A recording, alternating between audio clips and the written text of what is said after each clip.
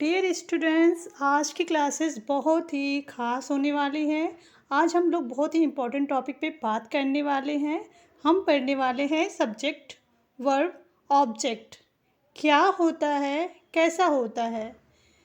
तो सुनिए, जब भी हम कोई सेंटेंस बनाते हैं या देखते हैं तो उसमें हमें सब्जेक्ट यानी कर्ता और ऑब्जेक्ट वर्ब का पता होना चाहिए। ठीक है, तो चलिए हम आगे बढ़ते हैं। आगे मैं आपको विस्तार से बताती हूँ कि क्या होता है और कैसे होता है। ठीक है, देखिए यहाँ पे हम लोग पहले सीखेंगे basic English structure. Basic English structure, ठीक है। तो बेसिक देखिए, यहाँ पे subject verb object S V O. जब भी आप देखते हैं आपके दिमाग में आता है कि ये क्या है। ये कुछ भी नहीं है, ये सिर्फ देखिए लिखा हुआ है। एस सब्जेक्ट है, वी वर्ब, ओ ऑब्जेक्ट। ठीक है, जब भी हम कोई सेंटेंस बनाते हैं तो उसमें हमें सब्जेक्ट यानी कर्ता, वर्ब यानी क्रिया, ऑब्जेक्ट यानी जो करता है, जिस पे कार्य किया जाता है उसे हम ऑब्जेक्ट करते हैं, तो उसकी ज़रूरत पड़ती है। चलिए आगे देखते हैं। अब देखिए सब्जेक्ट, पहले हम सब्जेक्ट का डिफिनेशन देखते हैं। सब्जेक्ट सेंटेंस में जो काम करता है या जिसके बारे में कोई बात कही जाती है। सब्जेक्ट में जो काम करता है या जिसके बारे में जो कोई बात कही जाती है। दो बातें हैं इसमें, ठीक है, ध्यान दीजिए। सेंटेंस में जो काम करता है, जैसे कि कोई काम करता है उसे भी हम सब्जेक्ट कहते हैं, या जिसके बारे में कोई बात कही जाती है उसे भी सब्जेक्ट कहते हैं। तो पहले हम बात करते हैं जो काम करता है, ठीक है, तो उसके सब्जेक्ट हम देखते हैं। तो क्या लिखा है, Ram eats an apple. Ram apple खाता है, Ram eats an apple, Ram apple खाता है। तो इसमें देखिए राम क्या है, सब्जेक्ट। ठीक है, इसमें राम सब्जेक्ट है। देखिए इंग्लिश के वर्ड्स तो बहुत दिए हुए हैं, लेकिन सब्जेक्ट क्या है इसमें, राम, क्योंकि राम कुछ कर रहा है। राम कुछ कर रहा है, ठीक है। राम क्या कर रहा है, राम सेब खा रहा है। राम सेब खा रहा है, तो जो करता है उसी को हम सब्जेक्ट कहते हैं। ठीक है, जो करता है उसी को सब्जेक्ट कहते हैं, कोई भी काम।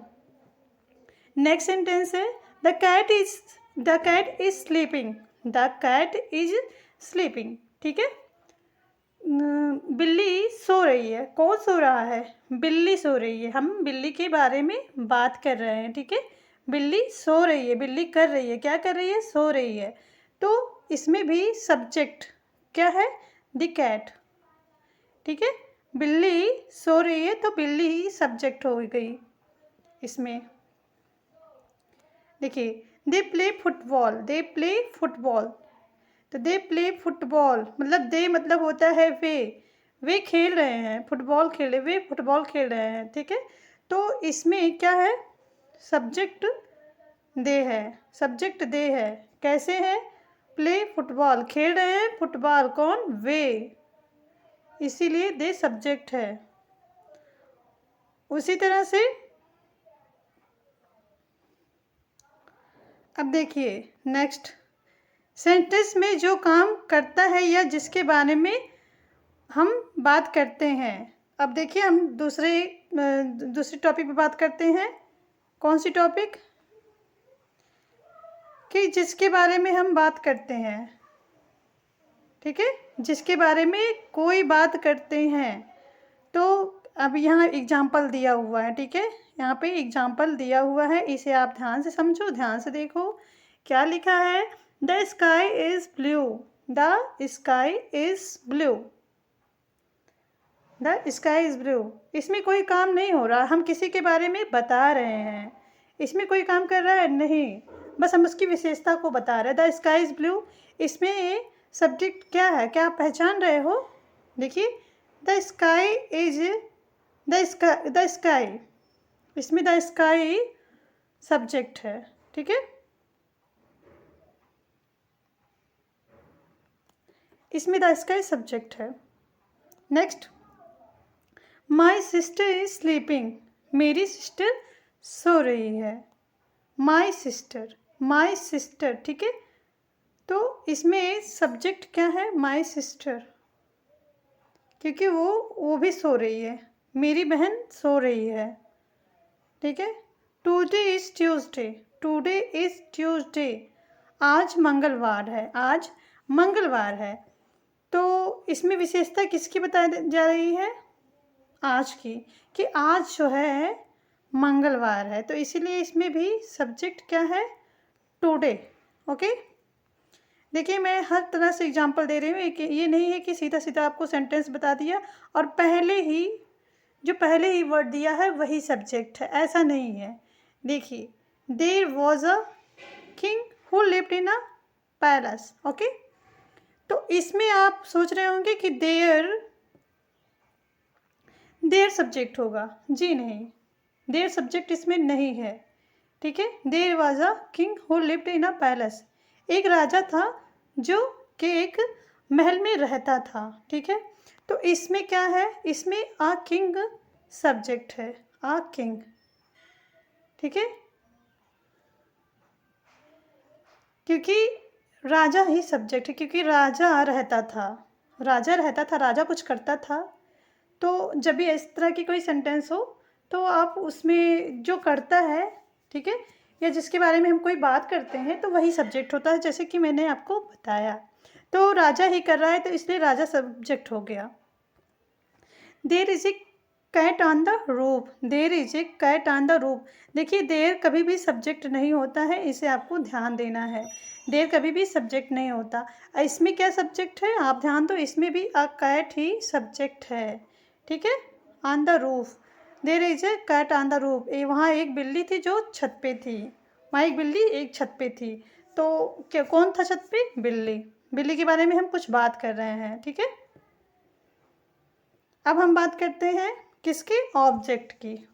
ऑब्जेक्ट क्या होता है ये आपको समझना है, ध्यान दीजिए थोड़ा। सेंटेंस में जिस पर काम का असर पड़ता है, सेंटेंस में जिस पर काम का असर पड़ता है वो क्या होता है, वो होता है object, receiver of an action, receiver of an action, जो काम को रिसीव करता है उसे हम ऑब्जेक्ट कहते हैं, ठीक है। ऑब्जेक्ट, सेंटेंस में जिस पर काम का असर पड़ता है उसे हम रिसीवर कहते हैं। अब चलिए एक एग्जांपल देती हूँ। देखिए यहाँ पे एक लड़की है, ठीक है, लड़की है, क्या कर रही है, पढ़ाई कर रही है, ठीक है, पढ़ाई कर रही है, स्टडी कर रही है, तो ठीक है। तो ये जो लड़की पढ़ रही है ये क्या है, सब्जेक्ट है, और ये कर रही है, क्या कर रही है, किताब पढ़ रही है, किताब पढ़ रही है, तो ठीक है। ये जो किताब मतलब ये जो बुक है ये ऑब्जेक्ट हो गया। इसी को आपको समझना है कि मतलब किताब पढ़ रही है, क्या पढ़ रही है, किताब, उस पर असर पड़ रहा है, किस पे असर पड़ रहा है, किताब पर, क्योंकि वो किताब पढ़ रही है, ठीक है। अब एग्जाम्पल देती हूँ, ठीक है। सेंटेंस में जिस पर काम का असर पड़ता है उसे हम ऑब्जेक्ट कहते हैं, रिसीवर ऑफ एन एक्शन। अब देखिए क्या है, एग्जाम्पल है, I speak English, I speak English, क्या बोला, इस इंग्लिश बोला, आई मतलब मैं, स्पीक मतलब बोलना, इंग्लिश मतलब होती है भाषा, इंग्लिश की जगह पे हिंदी भी हो सकता है, ठीक है। बोला क्या जा रहा है, इंग्लिश बोला जा रहा है, ठीक है। तो आई जो है क्या हो गया, सब्जेक्ट, आई सब्जेक्ट हो गया, और इंग्लिश जो है हो गया आपका ऑब्जेक्ट, ठीक है। नेक्स्ट एग्जाम्पल है, she is eating pizza, she is eating pizza, she is eating, देखिए सी कर रही है, क्या कर रही है, खा रही है, क्या खा रही है, पिज़्ज़ा खा रही है, ठीक है। मैंने बहुत अच्छे से आपको समझाया है, ठीक है, कि रिसीवर ऑफ एन एक्शन, जो कार्य को रिसीव करता है, she is eating A pizza, सी मतलब हो गया सब्जेक्ट, क्योंकि जो करता है वही सब्जेक्ट होता है। इज ईटिंग, खा रही है, पिज्ज़ा, पिज़्ज़ा खा रही है, तो पिज़्ज़ा के ऊपर असर पड़ रहा है, इसलिए पिज़्ज़ा ऑब्जेक्ट हो गया, ठीक है। नेक्स्ट देखते हैं। अब यहाँ पे नेक्स्ट एग्जाम्पल है, I love my parents, I love my parents, मैं अपने परिवार को बहुत प्यार करता हूँ। तो आई जो है सब्जेक्ट हो गया आपका, आई सब्जेक्ट हो गया, जैसे कि मैंने आपको समझाया। लव क्रिया है, माई पेरेंट्स क्या हो गया, ऑब्जेक्ट, ठीक है, माई पेरेंट्स हो गया ऑब्जेक्ट। अब हम बात करते हैं डायरेक्ट ऑब्जेक्ट, इनडायरेक्ट ऑब्जेक्ट, ठीक है। ऑब्जेक्ट दो प्रकार के होते हैं, direct direct and in indirect object, ठीक है। अब डायरेक्ट ऑब्जेक्ट की बात करते हैं, तो क्या लिखा है, देखिए यहाँ पे लिखा है, काम का सीधा असर जिस पर पड़ता है वही डायरेक्ट ऑब्जेक्ट होता है। काम का सीधा असर जिस पर पड़ता है वही डायरेक्ट ऑब्जेक्ट होता है। देखिए अभी तक सीधी बातें हो रही थी, जैसे कि हम लोगों ने अभी तक पढ़ा है वही अभी है, ठीक है। तो आई टीचिंग यू, ठीक है, आई टीचिंग यू, तो आई हो गया आपका सब्जेक्ट, टीचिंग मतलब पढ़ाया जा रहा है किसको, आपको, ठीक है। तो इसमें जो है यू क्या है, आपका डायरेक्ट ऑब्जेक्ट है। इस तरह के सिंपल सेंटेंस जो होंगे आपके डायरेक्ट ऑब्जेक्ट वाले होंगे। तो चलिए हम लोग दूसरा देखते हैं। अब इनडायरेक्ट की बात आ गई।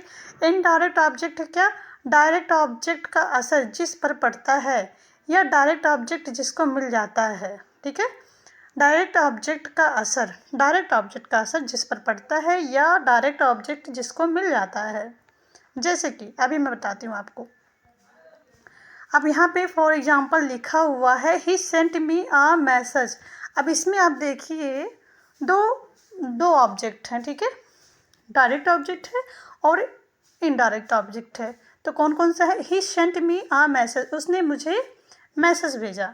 ही मतलब वह होता है, सेंट में भेजना, मी मतलब मुझे, मैसेज मतलब होता है संदेश, जो कि आप जानते हैं। अब इसमें क्या है, ही आपका सब्जेक्ट हो गया, ठीक है। सेंट मतलब भेजना, वर्ब है इसका, तो ऑब्जेक्ट से कोई लेना देना ही नहीं है। अब इसमें बचता है मी और मैसेज, ठीक है। तो मैसेज आपका है डायरेक्ट ऑब्जेक्ट, क्या है, डायरेक्ट ऑब्जेक्ट। अब इसमें मी जो है इनडायरेक्ट ऑब्जेक्ट आपका होता है, क्या होता है, मी इनडायरेक्ट ऑब्जेक्ट है, ठीक है। चलिए हम लोग दूसरे टॉपिक पे बात करते हैं। अब नेक्स्ट सेंटेंस इसमें है क्या, I gifted him a watch. I क्या है, आपका सब्जेक्ट है, गिफ्टेड वर्ब है, हिम अ वॉच, वॉच जो है आपका डायरेक्ट ऑब्जेक्ट है और हिम इनडायरेक्ट ऑब्जेक्ट। इस तरह से आपका मैंने डायरेक्ट ऑब्जेक्ट और इनडायरेक्ट ऑब्जेक्ट दोनों ही बताया, ठीक है। चलिए अब हम वर्ब की बात करते हैं। वर्ब क्या है, वर्ब होता है वर्ब जो किया वही क्रिया, जो किया वही क्रिया। All action word are verb, all action word are verb मतलब जितने भी कार्यरत शब्द होते हैं वही क्रिया होते हैं, ठीक है। All action word are verb, ठीक है। अब देखिए वर्ब के जो है वैसे तो 3 फॉर्म होते हैं, लेकिन यहाँ पे मैं 5वें फॉर्म के बारे में बात कर देती हूँ, जो कि आपको इंग्लिश में काफ़ी अच्छे से समझ में आएगा। वर्ब का एक बहुत ही ख़ास बात ये होती है कि वो अपना रूप बदलता है। रूप बदलने का मतलब है कि सेंटेंस, जैसे अगर हम प्रेजेंट की बात करते हैं, वर्तमान की बात करते हैं, तो उसमें फर्स्ट फॉर्म लगेगी। अगर हम लोग पास्ट टेंस की बात करेंगे तो पास्ट टेंस में सेकंड फॉर्म लगता है, ठीक है। तो इसी तरह से होता है ये वर्ब इस तरह से अपना रूप बदलता है।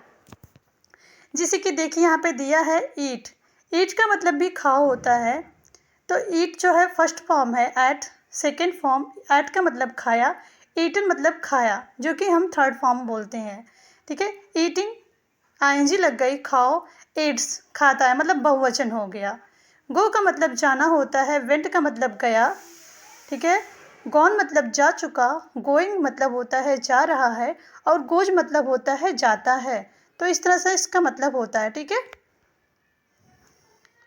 अब देखिए इसमें मैं आपको बताती हूँ example. The boy kicked the ball, the boy kicked the ball, ठीक है। अब इसमें क्या है, इसमें द बॉय सब्जेक्ट हो गया आपका, किक्ड जो है ये थर्ड फॉर्म है, किक्ड वर्ब है क्योंकि ये किया जा रहा है, ये काम कर रहा है, ठीक है। किक्ड वर्ब हो गया, बॉल डायरेक्ट ऑब्जेक्ट, ठीक है। Ball direct object.